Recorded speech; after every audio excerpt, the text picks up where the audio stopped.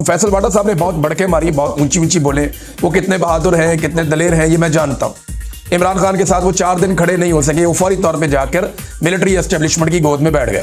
वो अपने मुंह से कहते हैं वो किस कबीले का हिस्सा है। हत्ता कि एक दिन उन्होंने बूट उठाया और चमकता हुआ बूट उठाकर काशिम अब्बासी के प्रोग्राम में टेबल के ऊपर रख दिया और रख के जनाब उन्होंने कहा जी कि ये औकात है और ये चाट चाट के साफ किया हुआ है।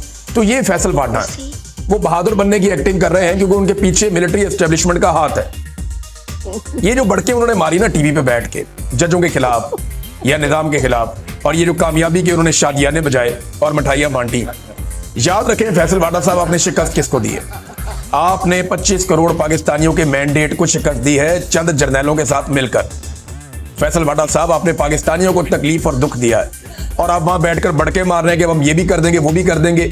ये वो चीजें जैसे यहाँ पे पंजाब में किसी दूर दराज इलाके में, दही इलाके में कोई लड़ाई झगड़ा हो जाए, कोई एक पार्टी जीत जाए तो वो ऐसे बड़के मारते हैं दूसरी पार्टी को